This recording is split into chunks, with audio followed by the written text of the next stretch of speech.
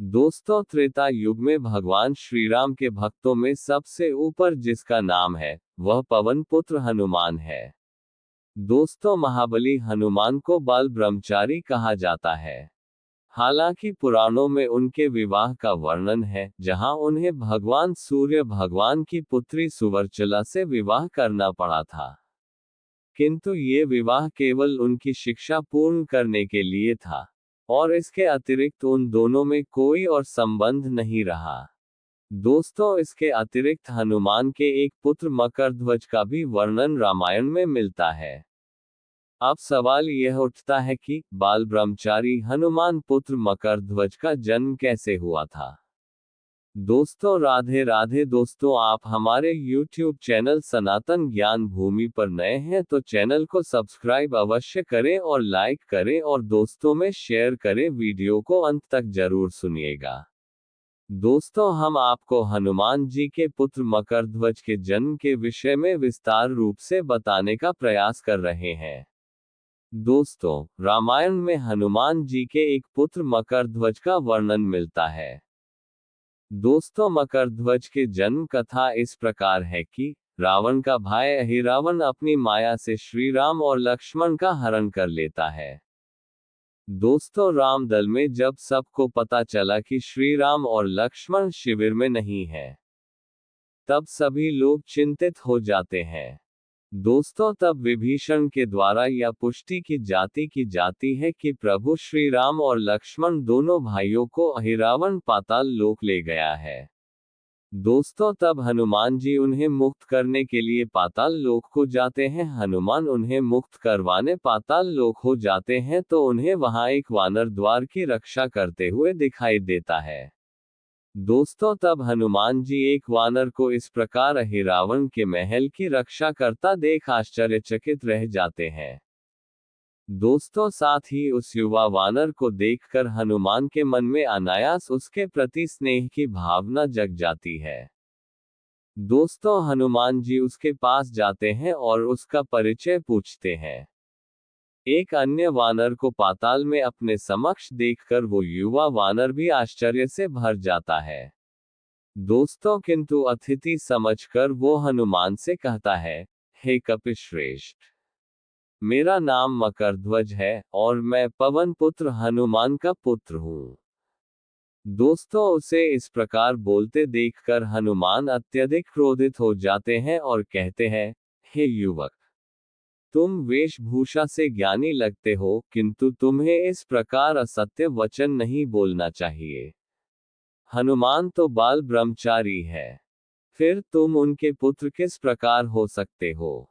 दोस्तों, इस पर मकरध्वज कहता है, हे ज्येष्ठ, मैं असत्य वचन नहीं कहता। मेरे पिताश्री को जब महाराज रावण ने लंका में बंदी बनाया तो उनकी पूंछ में आग लगा दी। उसी अग्नि से मेरे पिता हनुमान ने पूरी लंका को जला डाला। लंका नगरी के जलने के कारण उत्पन्न हुए ताप से हनुमान व्यथित हो गए और शीतलता के लिए समुद्र के जल में उतर गए। इतने श्रम को करने के कारण उनके शरीर से स्वेद गिरने लगा, जिसे उसी समुद्र में रहने वाली एक मकर ने निगल लिया। महापराक्रमी हनुमान के स्वेद को निगलने के कारण वो मकर गर्भवती हो गई। कुछ समय के पश्चात मेरे स्वामी अहिरावण ने शिकार कर उस मकर को पकड़ा, और जब उसका उदर चीरा गया तो उसी से मेरी उत्पत्ति हुई। मकर के शरीर से उत्पन्न होने के कारण महाराज अहिरावण ने मेरा नाम मकरध्वज रखा। दोस्तों, मकरध्वज को इस प्रकार बोलते देखकर हनुमान ने कहा, तुम्हें अपने जन्म का रहस्य कैसे पता चला? अगर ये रहस्य तुम्हें अहिरावण ने बताया है तो इसकी सत्यता पर मुझे संदेह है, क्योंकि राक्षस इस प्रकार की कहानी बनाने में माहिर है। तब मकरध्वज ने कहा, कपिश्रेष्ठ, ये कथा मुझे अहिरावण ने नहीं अपितु स्वयं देवर्षि नारद ने सुनाई है।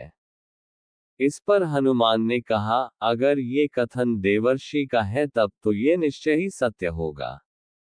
इस पर मकरध्वज ने कहा, किंतु आप ये प्रश्न क्यों कर रहे हैं? क्या आप मेरे पिता हनुमान को जानते हैं? दोस्तों तब हनुमान जी ने प्रसन्नता पूर्वक उसे अपना परिचय दिया।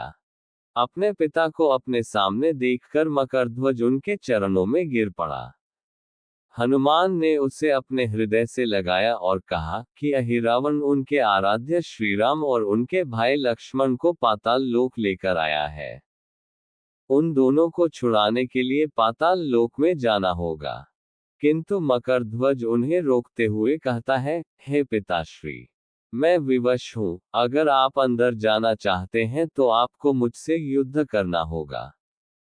दोस्तों तब हनुमान को अपने पुत्र से युद्ध करना पड़ा। मकरध्वज निश्चय ही पराक्रमी था, किंतु हनुमान के बल का कौन पार पा सका है। हनुमान उसे परास्त करके उसी की पूंछ से बांधकर वही द्वार पर छोड़ देते हैं। फिर अहिरावण की यज्ञशाला में जाकर हनुमान पंचमुखी रूप धारण करते हैं और अहिरावण का अंत कर देते हैं। दोस्तों हनुमान जी प्रभु श्री राम और लक्ष्मण को अहिरावण की कैद से छुड़ाकर बाहर आते हैं। वहां द्वार पर एक वानर को उसी की पूंछ में जकड़ा देखकर श्री राम हनुमान से पूछते हैं कि ये कौन है। तब हनुमान उन्हें बताते हैं कि वो उनका पुत्र मकरध्वज है।